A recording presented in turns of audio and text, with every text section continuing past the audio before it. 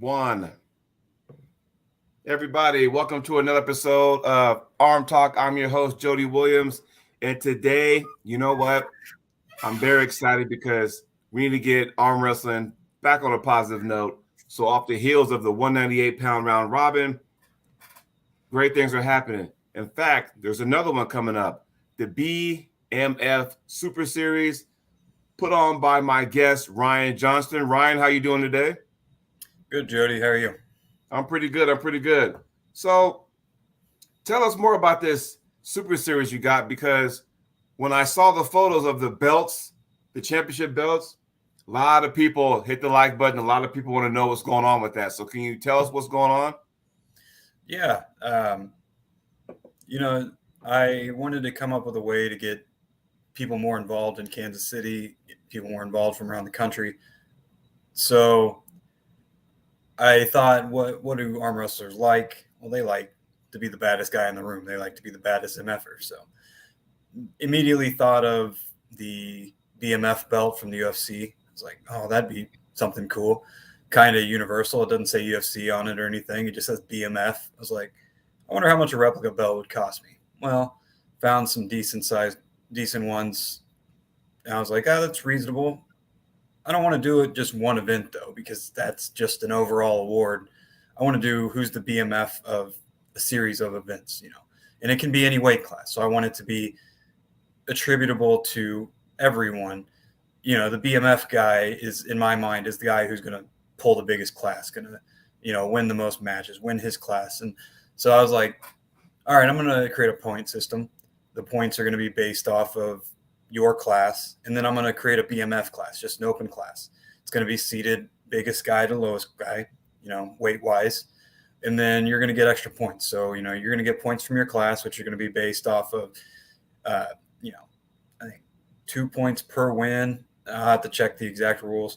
And then you get 1 point per person in your class for first place. So if you have a 15-person class, you get 15 points for first place. You get 75% of that for second place, and then 50% of that for third place. So on and so forth. So let's say there's a heavyweight guy whose weight class only has 5 people, but there's a 176 guy whose weight class has 15 people. He's going to get a lot more points. But that heavyweight guy can enter into the BMF class and the 176 guy. Well, the 176 guy can get the same points. You get 3 points per win in the BMF class, and then the points based on your placing, based on how many people are in the BMF class.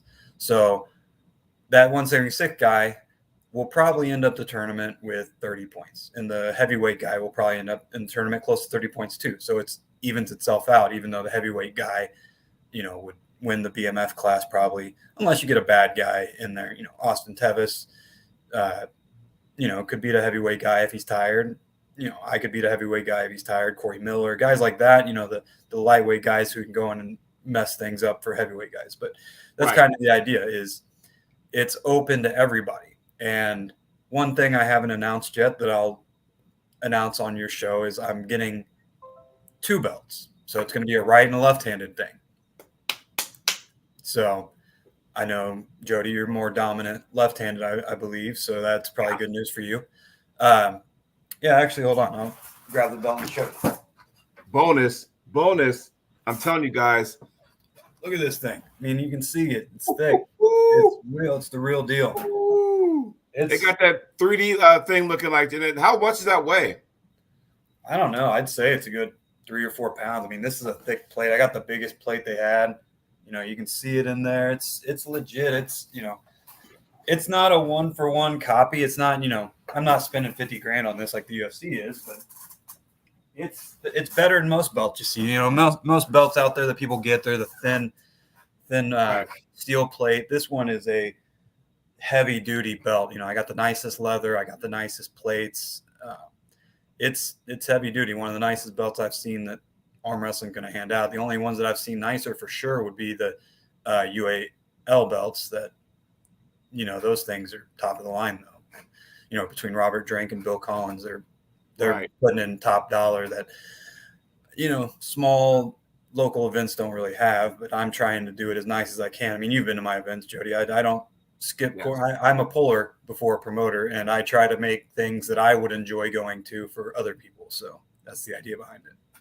I tell you what, people in the chat, if you want to go to get one of those unique awards, head to the Midwest. We're talking swords and all kind of good stuff. And I got a question because I went to your event a couple years ago, and I was one spot away from securing one of those swords. Do you have to mail those back if you fly? Because I'm trying to figure out how would you get away with that going through airport security. You got to check the bag, man. You can check it. Chance Shaw came, and he won a big axe, like, one of the 4-foot axes I give out for overalls, and a hand axe because he only pulls right-handed.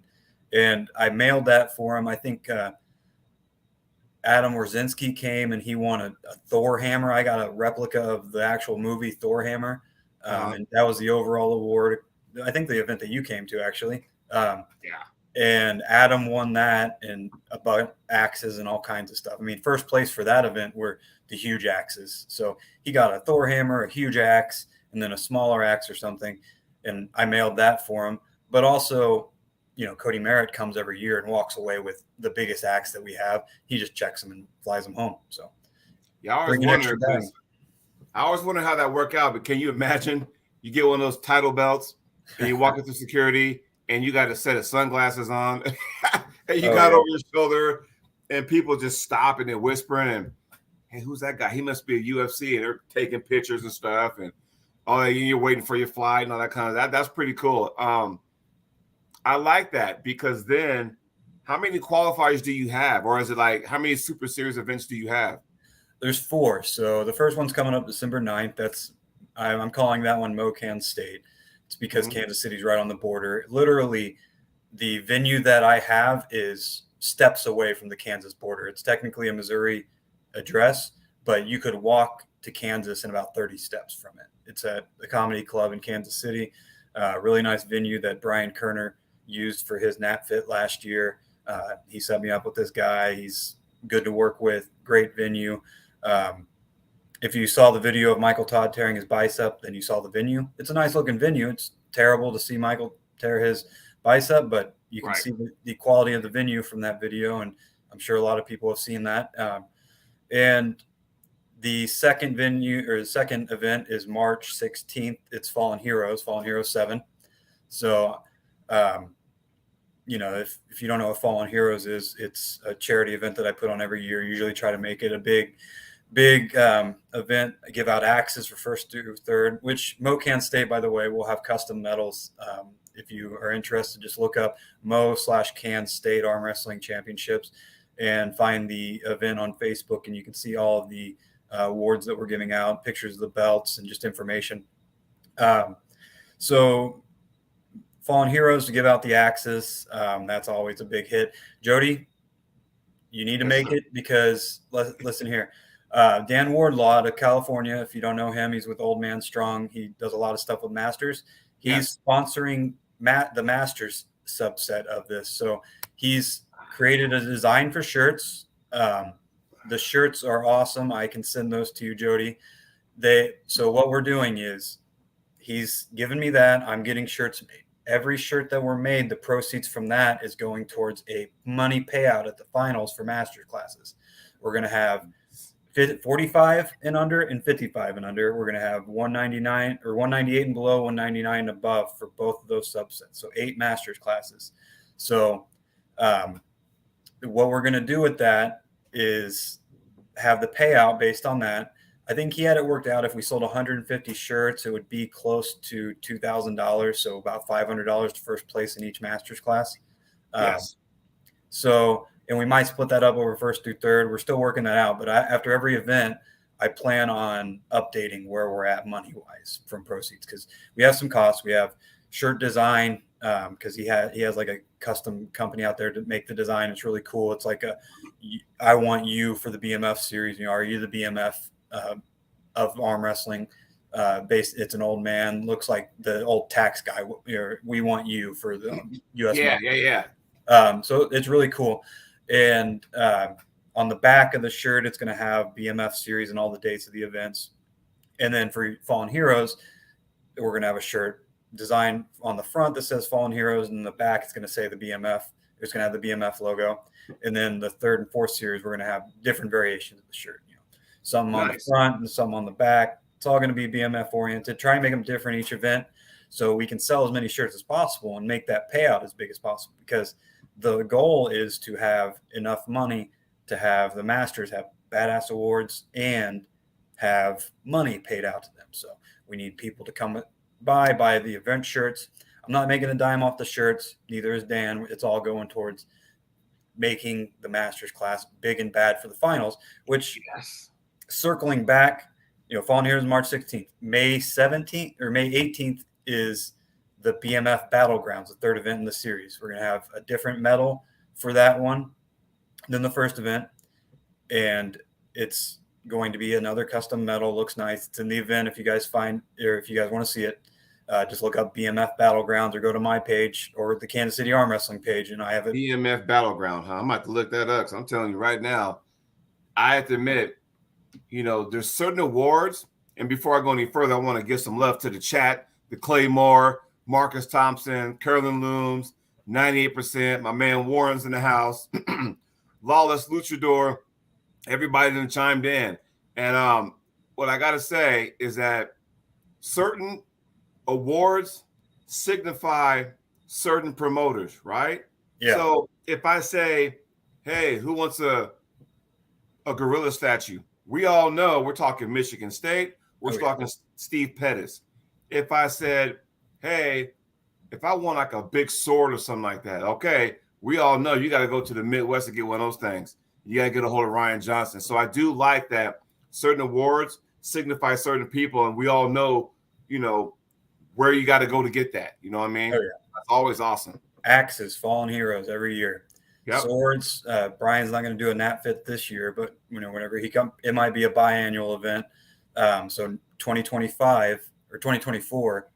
No, it'd be 2025. 2025, Nat Fit will probably come back and he'll have his big gladiator swords again. But axes every year at Fallen Heroes. It's a charity event. I don't make a dime off of it. So actually I lose a lot of money doing it every year, but I love to do it and it's a good cause. Right. But if you guys want to come out and support it, that's the best. That's why I do it. Give money to this charity that gives money to fallen first responders. And did he freeze up? First responders. Okay, Ryan, you there? You froze up on me. He was talking about the hope not. There you go. You froze up for a second. Go ahead. Yeah, no, sorry. I don't know what's going on my internet. It's middle of the day. I'm working from home, so using up all the bandwidth. But yeah, Fallen First Responders, it's a great charity event. Love for people to show up. And we got some of the best pullers in the country in the Midwest, so best competition too. So let me ask you a question, because I'm curious, because with all the qualifiers, and you can go ahead and get these points, do those points carry over to the next qualifier, or how does that work? It's cumulative. So if the person here's how it's going to go. First event, you get your points. Second event, Fallen Heroes, you get your points. Third event, BMF Battlegrounds, you get the points. The finals is going to be double points. So double points for the finals to incentivize people to show up to the finals. And, it's cumulative. I'm going to post the leader after every event. So first event, we'll say Jody Williams is in first place, Ryan Johnston in second place, Don Underwood's in third place, because you just killed it. So there's separate divisions. Open, the only ones that count towards the BMF belt are the open events. I'm going to have an amateur award for BMF, probably an axe like Fallen Heroes. So if you want an axe and you're an amateur, you have to be the baddest MFer at Fallen or at the amateur class. I don't like giving out great awards for amateurs, but I figure it's warranted. If you are the baddest MFer, you can have an axe. So I'm going to do an axe for the BMF for amateurs. So amateurs, you're included in this too. And masters, I think what I'm going to do is get a BMF hammer. So it's going to be a hammer for the masters class, cumulative across all the events. And then the payout for the masters that we were discussing is at the finals. So that's August 17th. And that is my son's first birthday, my wife reminded me. So I'm in trouble already a year before. My son was just born August 17th. So this has all kind of come together in the past month or two while I've been sleep deprived with the newborn.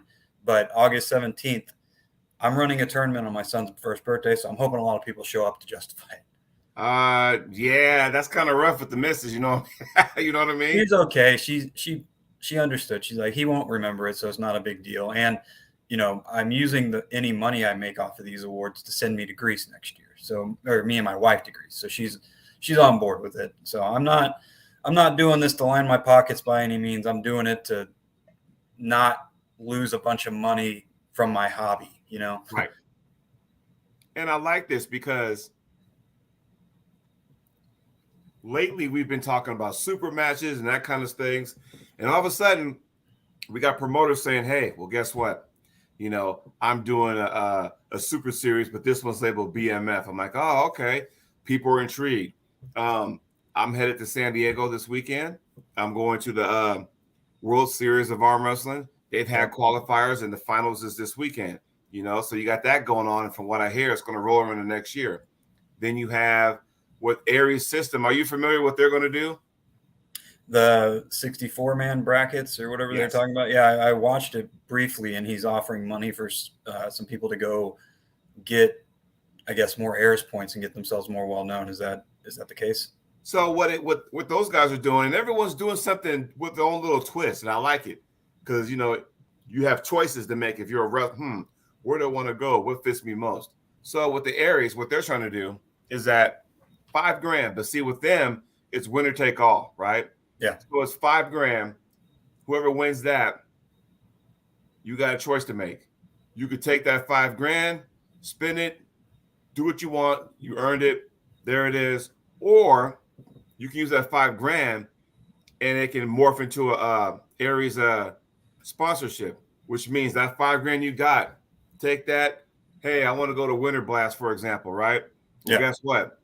That ticket's been paid for, airfare, hotel's been paid for because I'm using that funding, that $5,000 that I won at the 64-man tournament. So, and we're talking 154 class, 76, 98, 242, and 243 and over.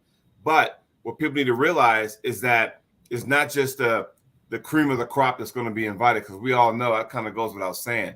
So it's going by a point system where if your score is 1550 and below, you are considered. So I'm thinking, okay. Oh, you have to be below that? Yeah. I mean, they want to put the spotlight on some people who probably should get the spotlight or whatnot. So it's not just the top cream of the crop guys, because it's like, okay, you guys got the spotlight anyway. So that's just another way of getting more eyes on people who probably deserve to, get the love and stuff. I like that. I like what you're doing. Hey, I got a belt. We also got different point systems where they roll over. And the fact that you said you're going to go ahead and post that, anybody can look and go, damn, all right, I'm like 17 points behind. Okay, I gotta get in gear. I gotta train because the next one's in 3 months. So if Don Underwood's going to be there, damn it, all right, cool. All right, I know what I'm up against. That keeps people involved. It keeps people intrigued. And I think it's just a healthy competition. What do you think? Yeah, no, I mean, that's kind of the idea. It's to get, I think people lose sight. I argue with people a lot about steroids and their impact on arm wrestling and these super matches and their impact on arm wrestling. And I think people assume that organically fans are going to come out of nowhere. And it's like, no, most arm wrestling fans are the people who compete. So if you want to grow arm wrestling, you have to have stuff like this that grows the competition base. You need to have more people involved. There's not millions of people out there that want to watch UFC fighting that are fighting, but arm wrestlers want to watch arm wrestling.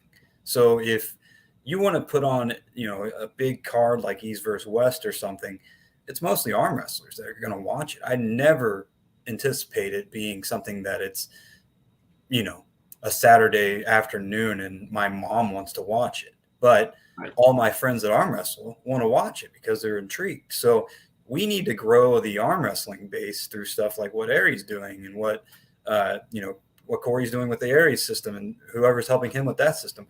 I'm hoping it grows the Midwest arm wrestling base again, because we used to get 200 entries just from local guys at every tournament. Now our lowest portion of the tournament entries are local guys. So I think that's what people need to not lose sight of, is Wall was at its biggest, and arm wrestling was at its biggest with the Wall Super Series, before the super matches, with their series that led to qualifiers to ESPN. They would get so many people involved with those just because people wanted to be at the event to see the big name pullers and compete against them. And whenever you have a super match series, you kind of lose that because you get caught just watching the top 1%. That's not attainable for a lot of people, and it kind of drives people away from the sport. That's why I'm 98%. I'm not the 1%. So, Yeah. but no, I totally get what you're saying with that, because you want to offer more. Because I've always said this, that more oftentimes than not, before COVID kind of kicked in and kind of wiped a lot of stuff out, it seemed like Wall was kind of headed that direction where it's like, okay, how many times I've said this over and over again, and this is nothing against the pullers I'm going to be mentioning here, but how many times do we need to see Jerry versus Michael or Michael versus Devin? You know what I mean? It's like we've seen that over and over, and for them, it's awesome. But for us, it's like I'll still watch it because I'm a fan, but at the same time, it's kind of like, okay, we've seen these guys pulling arm wars, we've seen these guys pulling Wall, we've seen these guys pull that King of the Table. It's like going, how many more organizations are we going to see? It's the same soup warmed over, as someone always used to say. So I think doing this tournament and these super series, and qualifiers, now you get to find out, okay, because when I went to the North qualifier for the the World Series of Arm Wrestling, the WSA, Brent Rocker showed up. And this was in Utah. And Brent Rocker showed up and thinking, okay, and it was Jamie Shodin was there. So it was cool to get somebody who wasn't just from Utah. So now when you do your stuff, Kansas City, there's going to be people there that's not just from the Midwest. I'm sure you'll get some people maybe from Florida, in the South, the Northeast. They'll come here and find out what's going on, and as we get closer to that date, you'll promote more and more, and the flyers will be up, and then you'll get more than that. I think so.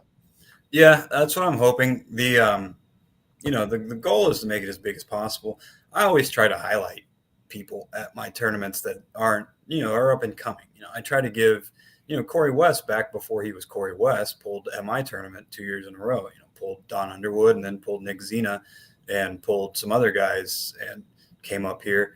Chance Shaw really hit the ground running at my tournament. He beat Nick Zena and everybody was freaking out over it. And then next thing you know, Chance is over in Dubai pulling and doing all this stuff all over the world. And that's what I like to see, is guys come to my events and get their opportunity to make a splash. And I always try to find up and coming pullers and get them on the card or get them to come out of the tournament, because there's just talent here. So you beat somebody and then all of a sudden you get that notoriety and move up the ranks. And there's plenty of guys like that out there. It's just, they're not Devin, they're not Jerry, they're not the marketable names, and they kind of get stuck in this rut of, we're watching the same guys pull over and over again. It's like East versus West was a great concept at first, but now we're seeing the same guys over and over again. And it's they're pulling guys overseas, but it's a hard sell over and over again, because we're seeing Devin pull guys we know, but then we're seeing Adam Warzinski pull some guys that maybe we don't know. Well, as a promoter, Ryan, let me ask you this. How does it make you feel as a promoter when you see people like Adam Warzinski, like, man, he kicked some ass at the East versus West. He was a part of that 198-pound round robin, took third. He has a match coming up with Andrei Sharkovich at the Knuckles Up event, knowing that a couple years ago he was at your event. I was there, and he was just whacking everybody. How does it feel for the promoter to go, yeah, he came to my event before he's the Adam Warzinski, the Warzone that we know now?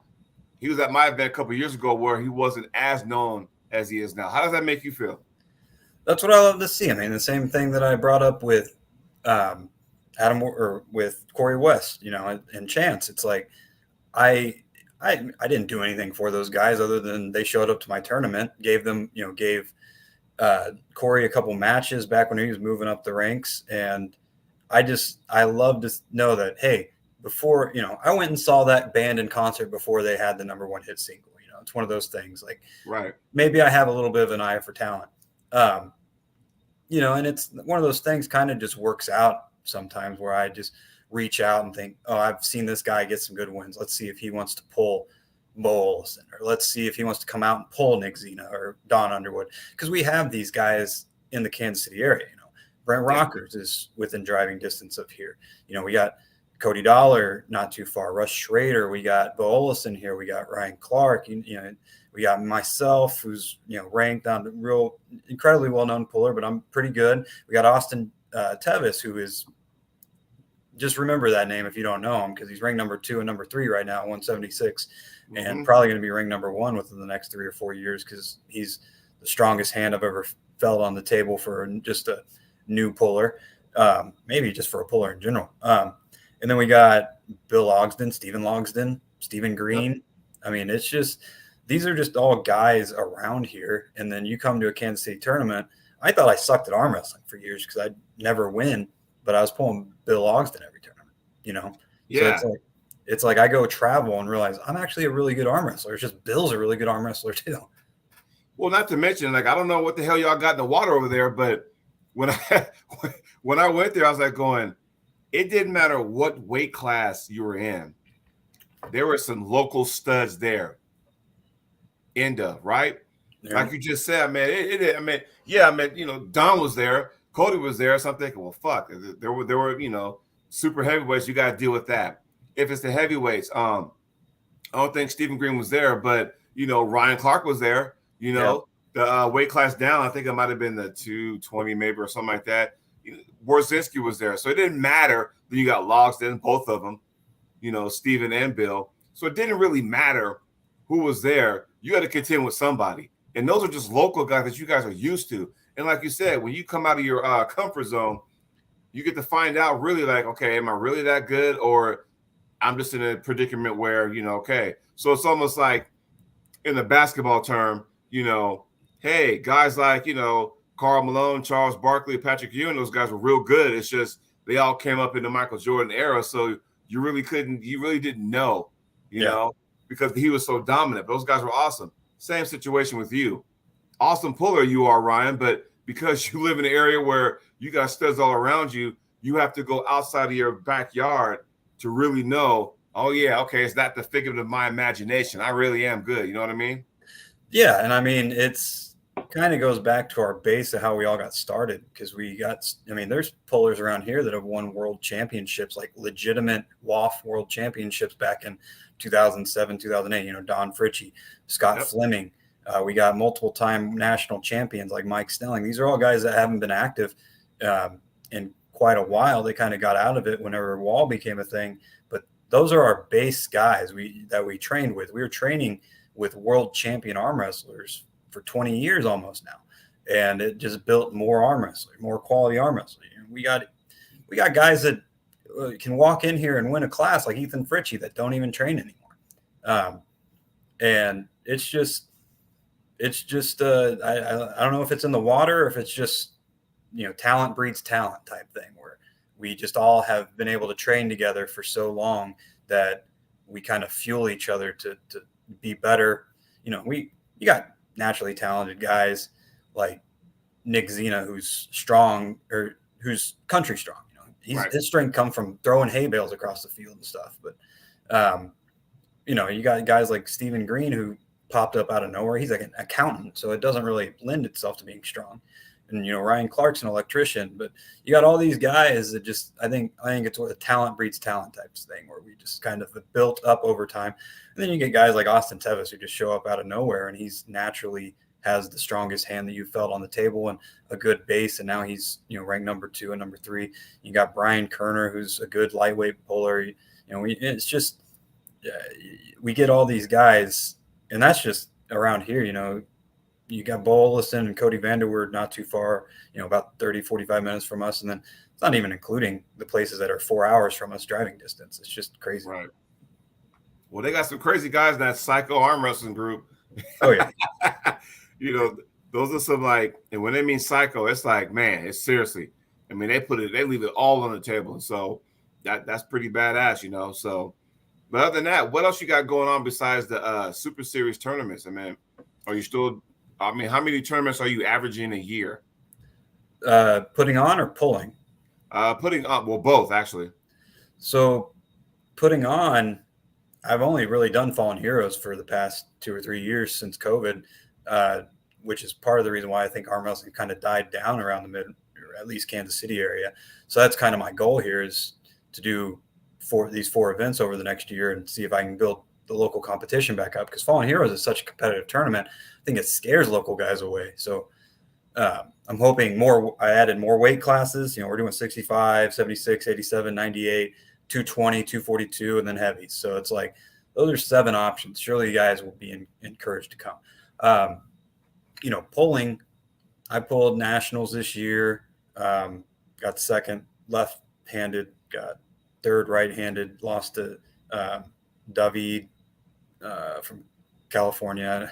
I don't know his I can't think of his last name, but if you saw him pull, he just walks through the 87 and 98 class at that nationals tournament. That included Oleg and Steven Logsden and some other guys. So, yeah, and then I pulled NAFIT, and I'm going to go pull Missouri State this weekend. And I pulled Cornhusker State games, pulled 8 classes up there, and did pretty well. Got 4 first, 2 seconds, and a third. Lost to 2 monsters that were like 6'8", Wallace Dilly and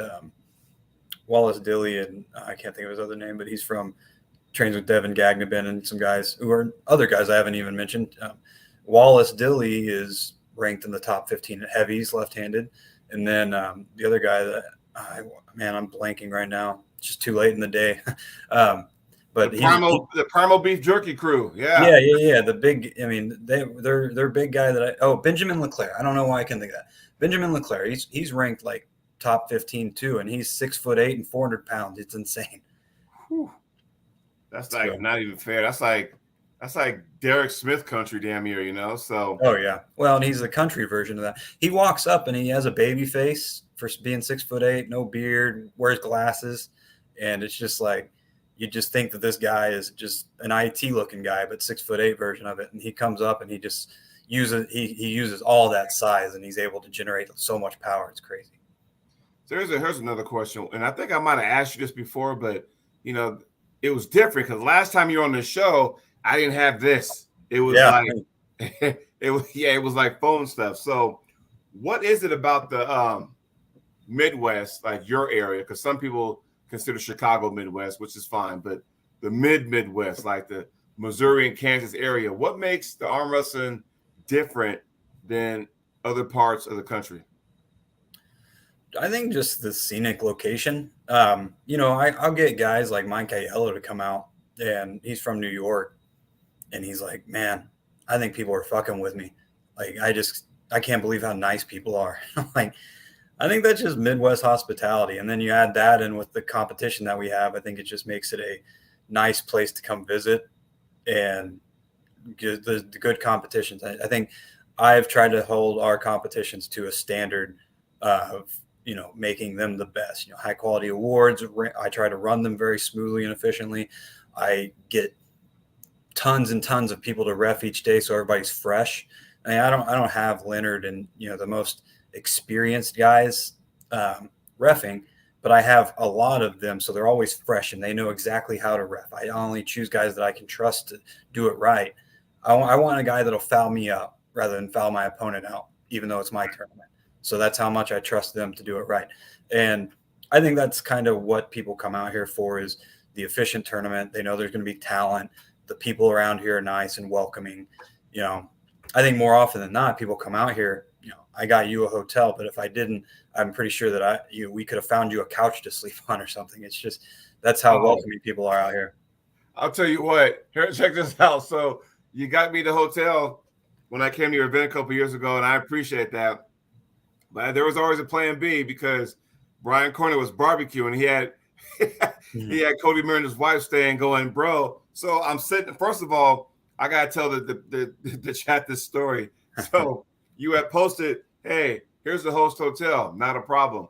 And that's the last I saw of it, not knowing that, hey, some things happened. We changed the hotel. So I flew in, cool.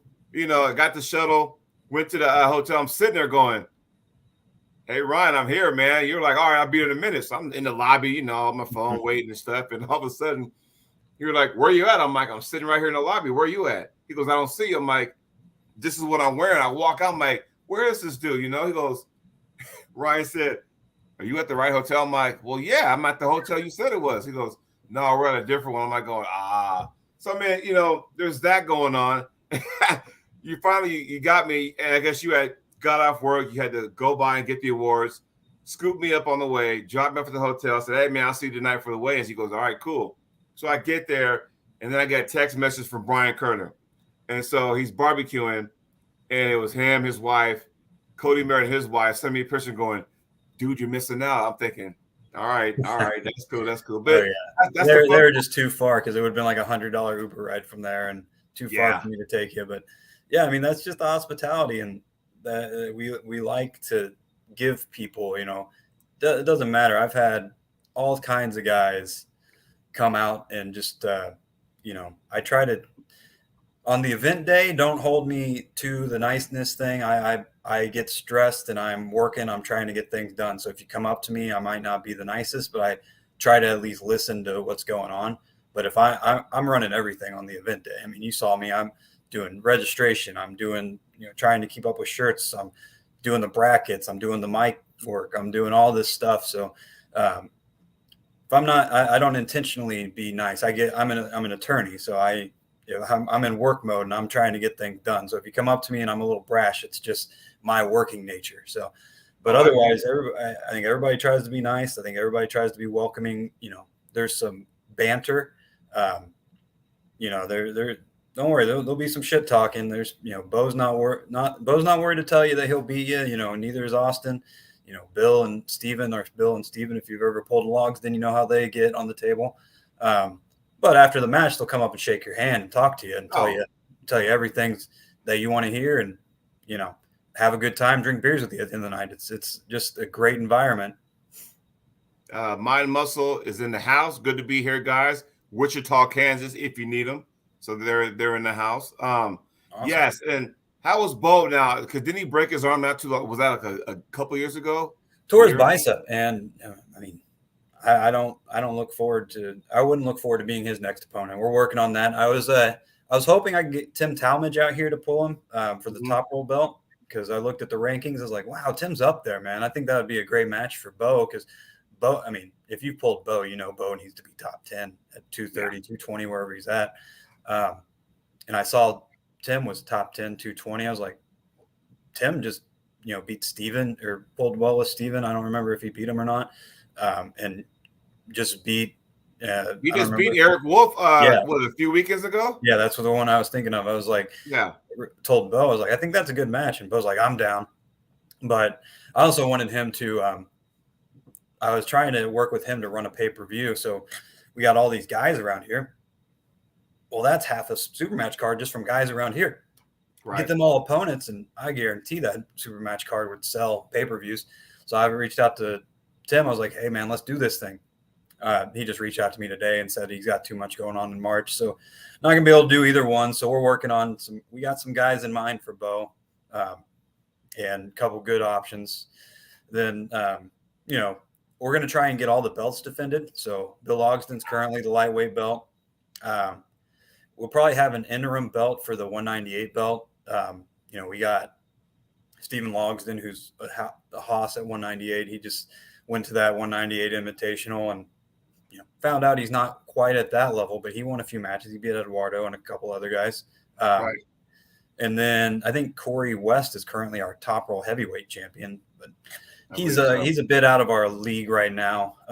He's getting paid big bucks to go do super matches. So I don't know what the chances are of getting him up here, but if he's not wanting to defend that belt, because the idea behind top roll belts are you're the man, but you're going to come defend the belt. It's not a paid gig. I was just going to ask you that. How does that? I mean, because everyone has different rules and regulations on their title belts. I know, for like example, you go to Louisiana State contraband days, and you win that weight class, then that's your belt for a whole year. You get your name engraved on the side plate or whatnot. But with the understanding that you have to come back the next year and defend it. And if you don't, then if you can't make it, you got to send it back like 3 weeks before the event and that kind of stuff. How does it work with you guys? Champion's a champion. You just got to defend it. We're not. I set up super matches and pay their way for. I mean, this is all Fallen Hero stuff, so it's a charity event. So I don't have a huge budget. Right. That's why I was hoping to work with Tim. Which any promoters out there that might listen to this, if you want to get on with a good event and get a built-in audience, Fallen Heroes is looking to partner up for what we'll provide the local talent. You get us some challengers for them, and you keep the proceeds from the pay-per-view. That's my stick. But even if not, I'm working on these super matches. I'm going to have a super match card that the idea is just have a super match card that people want to come to the event and watch. I don't really care about the pay-per-view. It's just a way to get promoters involved. I just want to set up a super match card that will be a fun thing to watch and get people here to enjoy the event. So, we got Bill Logsdon, like I said. I'm going to try and get Bill a match to defend it, or we're probably going to put it up.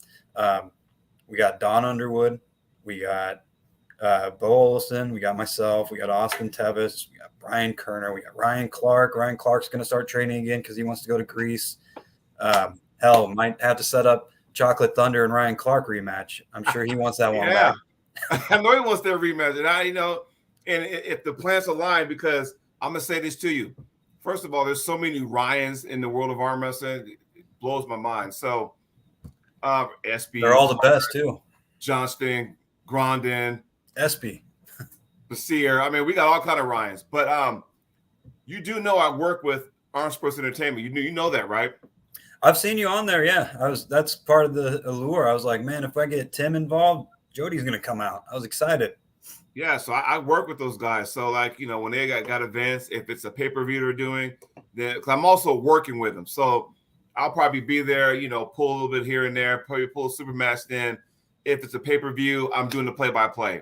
If not, I'm helping ref in the event. So I'm always, involved some way, shape, or form with Arm Sports Entertainment. So you get a hold of Tim, there's a good chance I'll be in tow with him. So yeah, he said that there's just too much going on. His wife would kill him if he signed up for another event, which I get. So it is what it is. But yeah, I mean, I'm hoping to get a killer lineup set up because we want we got Devin Gagnabin out there. We got 2 top 10 heavyweights and Benjamin Leclerc and Wallace Dilly not too far off. They're always looking for challengers because they want to get their name out there. Right. We got Cody Dollar down south. I mean, if you don't know Cody Dollar, you should. Chase Stratton's been pulling again. Is he back now, Chase? He just pulled a tournament, so I'm hoping he's get back into it. He's one of the strongest dudes I've ever seen on the table, pound for pound, if he gets at it. And then we got Dylan Burns down in southern Missouri. He's about 2 or 3 hours from us. Drew down there. It's just we got Brian Kerner up here. We got Cody Vanderwoord. We got so many talented guys that I can create such a good lineup with. That's kind of the idea. Is I'm going to start working on that now that we know what's going on, and just keep an eye out because I'm going to set up quite the lineup. You guys are going to want to see this in person if you can. Because I mean, I personally I know those guys. I know who they are and that kind of stuff. But maybe some other people don't know. Is it because they don't travel outside their area? I mean, because there is the thing where you can say, and I'll give you 3 states, and I can add yours area because Kansas, Missouri kind of linked together. Oh yeah, but Texas, California, Florida, and we'll add the Kansas, Missouri area. So is it because you got so much talent that you don't need to leave the area as opposed to somebody like myself where, Oregon arm wrestling is not what it used to be when I first got into it. So we kind of have to travel outside to either get the recognition or, more often times than not, you want to go out there and really test yourself because for us, speaking for Oregon, it's the same guys over and over again, which is a good and bad thing, pros and cons of that. The good thing is that it can create some rivalries, oh, cool, I want to get this guy back. The bad news is that it's over and over, and it's going, okay, I want to see where I really stand, So what about you guys? Is it because you guys don't have to leave because there's so much talent there or what? I mean, all those places you mentioned, I think you're dead on. California. You go out there and you just see Oleg, you see David, you see or David, I'm not entirely sure. You got Vosgin, you got Scott Wynn, you got Derek Smith, all those Derek guys. Smith. I mean, you go any of the weight classes they have just stacked pullers where they're trying to beat each other, so they don't need to travel too far. Same way in Kansas City, you know, I can go to a tournament and be worried about winning my local class. Texas is so big; they have Texas Arm Wrestling League. That probably just keeps themselves busy.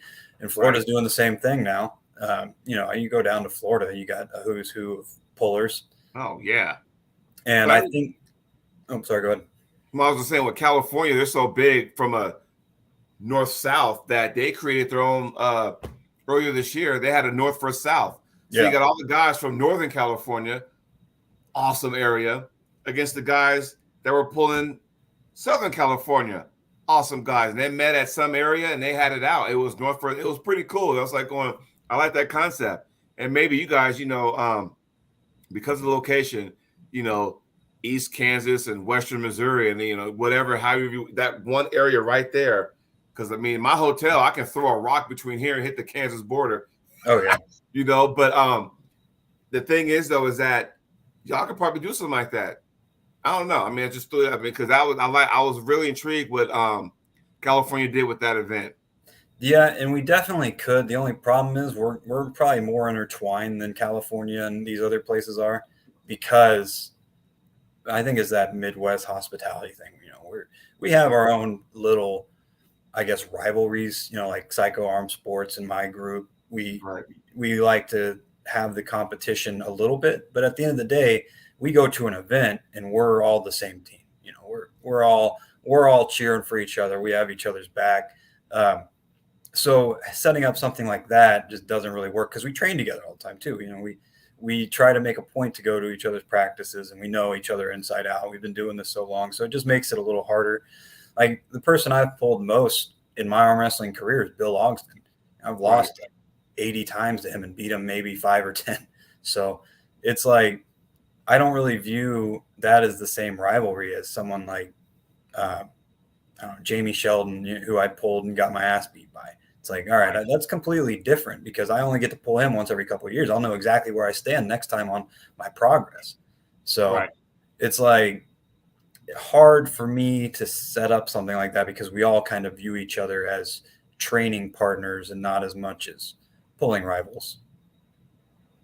Yeah, I mean, and like I said, it can be a good thing, you know, because then you got that one guy like, you know, when I was there, you know, at the Fallen Heroes in 2021, and I was like, did I just beat Ryan Clark? I'm like, holy shit. I'm like, oh, I fucking beat Ryan Clark. And I'm like in awe because, you know, up until that, you know, Ryan had taken some time off. But up to that point, you know, Ryan was on top of his game not too far long ago prior to him coming back. So I know he wasn't at full throttle, you know, but still Ryan Clark, you know, you look at wins like that and you still get proud.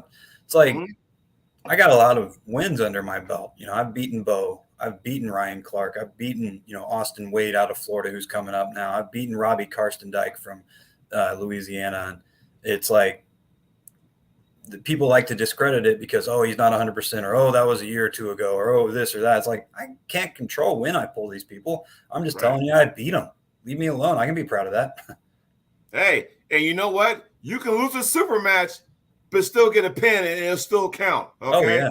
I'm going to say that right now. And I say that because a good friend of mine just pulled him in September, Jordan Seal. I lost the match 3-1, but that one was an actual pin. It wasn't like elbow fouls or him fouling from false starting. Right. It was a straight pin. So I mean, you know, I consider wins like that, like, hey, Jody, if somebody were to ask me who are your biggest wins, I'd be like, well, hell, there's Ole Kastatkin, there's Ole Morze in California, there's Ryan Clark, there's Jordan Seal. I mean, those are just pins, right? Yeah. You know, so the Jordan was a super match. So yeah, he won more than I did, but the other ones came in tournaments. And so it's kind of like, okay, that's cool. So you kind of sit there and think that because, like you said, I've lost the Bill many times, but guess what? His arm did go down to the pin pad by me. So, man, it's always good to have that because then that's what keeps people going. If I was getting my ass kicked every single time I went out, I probably need to say, okay, I need to do something else. But because you get those wins, it's like, damn, I got that. I got to go back to the lab. I got to go ahead and put some work in because now it's like, well, who else can I, surprise? And other people have gotten wins off me, and they feel the same way in reverse. You know what I mean? Oh, yeah. No, and I think the worst culprit of it is Tom Nelson because people forget the things that he's done because he hasn't done anything recently. But he'll get on there and, he's half internet troll, half Tom Nelson. He's the only guy I think would back it up in person, though. So anything he's saying, you meet him in person, I think Tom will settle the business if he has to. So he'll say like, oh, I beat John Brzezinski, or I beat Ron Bath, or I beat, Travis, or whatever. And he has. He has. Michael Todd. Yeah. He's legitimately beaten these guys. Everybody's like, oh, that was 10 years ago. So he still beat them. They were training and they put their arm on the table that day too. Like today, the difference between Tom and them is a lot of pharmaceuticals in most cases. So he's probably not going to beat, a Michael Todd that's 100 pounds heavier than he was last time they pulled, or, John, who's been training his ass off and is John Brzezinski, but he still got that win. And it's kind of hard because, Tom is Tom, so he doesn't need his own defending. But I see him post his accomplishments and people try to discredit it. And I'm like, man, he's done more than most people who are talking shit on him will ever do in this sport. Well, he did take second in Worlds at WAF in 2010. Let's get that straight. Yeah. Don't forget that. People kind of, I'm like, hey, he made the podium. So there you go. And that was at Tom's best, I believe, up in that era. But no, I mean, it's awesome to see the array of talent because I'm going to tell you right now, when I went to your event on that plane right there, I'm like, man, I'm fucking nervous as shit because just knowing the names, you're trying to get starstruck. But I'm like going, okay, I'm there for a reason. And so my motto was like business first, celebrate second. So that way, when it's all said and done, like you said, we're just sitting there having a beer, chit-chatting. We're exchanging, besides the after pulling, we're exchanging training methods and things like that. And they may say some things to me I might like, and I may say some things they might, let me see if I can try that. If it works, cool. If it don't, whatever. But it was cool to hang out. And I think we need to get back to more of that. It will, but with these super series that every, promoter is starting to do now, it gives everybody options. And I'm always say this because I'm not talking to the elites right now. I'm talking to like the lunchbox guy. That's me, right? So you're never going to see me on King of the Table, right? You're never going to see me on East vs. West. Those are for the elite guys, okay? What you're doing, what Corey Miller and Frank Callahan's doing, what Greg Sharp's doing, is giving everybody opportunities to say, hey, I want to make a name for myself. Let's do that. You might, and if you do good, all of a sudden, next thing you know, you might get a call from Monster Todd. Hey, I got a spot here for the Monster Factory. You want it? That kind of stuff. Or Neil Pickup. So by doing that kind of stuff, I have to say, Ryan, thank you very much. And everybody out there for doing that for us. Yeah. And I mean, that's the idea behind it because I think arm wrestlers lose sight of the fact that not everybody's going to be elite. I've been doing this 18 years and, I've done some good things. I've won national titles, won some good matches, beat some good pullers, but I don't think I've ever been close to elite because those guys are elite. I mean, not everybody's a pro baseball player. There are some damn good baseball players out there. The all-star at your high school didn't go play college baseball in most cases. And that the all-star on that college baseball team, that kid didn't make it to the minors. The all-star on the minors team never got to go to the pros. It's like, I think people forget in arm wrestling, it's not something that everybody's going to be good at. Arm wrestling is a progressive sport where you continue to make progress and you can continue to get better, but everybody has their limits. And arm wrestling has steroids that are so acceptable for some reason, and that pushes people past their limits. But even with that, not everybody's going to make the elite level. So I think it's just silly reading all these people who just have these unreasonable expectations of, oh, you should be the best, or, oh, I should be the best. It's like, it's just not possible sometimes. You got to accept your limitations, and you'll have a lot more fun at this sport when you do. You got to, what's that saying? Stay in your lane. I know what my lane is, because one of these days I'll be back in the Midwest to pull at your event. One of these days I will make it to Arm Gods, hopefully, one of these days I will go to Winter Blast, and the list goes on and on. I'm telling you right now, but I know, like you said, because next year the ultimate goal is to be in Greece for the IFA World Championships. But for that to happen, I got to go through the correct avenues. Dayton, Ohio, the weekend of April 6th and 7th. You got to do that first, before you can think about it. There. Yes. So, as far as that goes, but other than that, you got to keep your options open. And just all I can say is just train, because you never know, people out there in the chat and everybody watching. You just might get that call, or you might get that email, or you might get that text message, and then, hey, who knows? You might see me down in Florida, never know. Right. Or you might get that call from someone like me who says, hey, usually it's going to be a Facebook message. Hey, I have this guy looking for a match. I think it'll be a good platform for you. Right. Listen to those people, because if somebody's offering you a match and you're not John Brzezinski or Devin, listen to them. Yeah. If you can't make it, you can't make it. But if you can, that's how you're going to get your name out there. If you go and beat somebody, if you beat another grown man on the table, people are going to watch and pay attention. If you beat somebody who the local guys think is impressive, they're going to pay attention, and then your name's going to spread. If you beat somebody on a regional level who's impressive, the regional guys, that extends your reach and your popularity even more. I go to events. I just went to an event in Nebraska, the Cornhusker State Games, helped them run it, ran the brackets, pulled 8 classes. Man, I had the most fun up there pulling, because it was one of those days where I was just on fire. I was, I won my class, won the class ahead of it or above it, 220 class, and then the 240 class, I got second place each hand, and then heavies, I got third. And I was pulling the guys I was talking about, the 6'8" Benjamin LeClaire and 6'5" or 6" Wallace Dilly, and it's like I went up there, made some noise, got a bunch of friend requests afterwards from people who had fun watching me pull. Got my name out there more. I've been doing this long enough. I don't really need that anymore. Because I'm not trying to do anything too much anymore. But it's one of those things. I remember my very first event, or not my very first, but my very first event where I kind of did okay. It was an ROTN back in 2008, I think. Yeah. It was in Blue Springs, Missouri. Don Fritchie and Gary Roberts put it on. I pulled a guy named Alex Jadalko. He passed away during COVID, unfortunately. He was actually a training partner of Adam Borzinski. But me and him had a hell of a hook war. And I guess he's from Russia, because afterwards I got like 50 Russian friends requests once that went up on ArmTV. And just pulling that one match got me some notoriety across the world, where people respected me because I was able to hold this guy that's a good puller. And it's just like, do things like that. Go to events, pull as much as you can. Austin Tevis is the biggest proponent of that right now. I tell him to pull as much as he can. And he's, pulling a guy from Florida at my event December 9th named Andrew Hahn,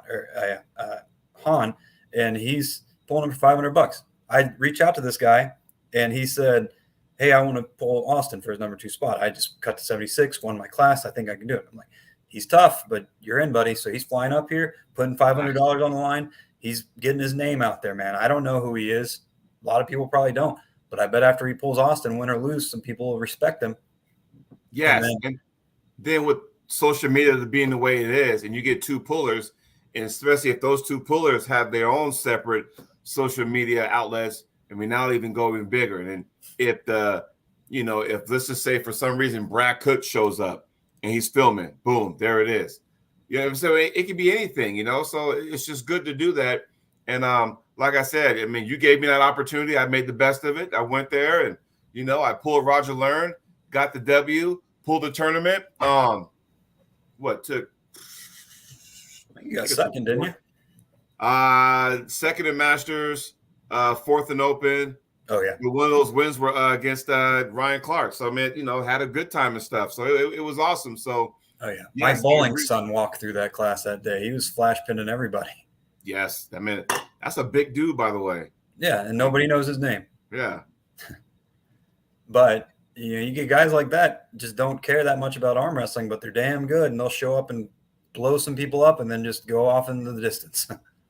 I've noticed that in certain states, just because they're not household names doesn't mean that they're not good. Oh, yeah. No, I treat everybody on the table like they're John Brzezinski. I'm going to give you everything I got. Yeah.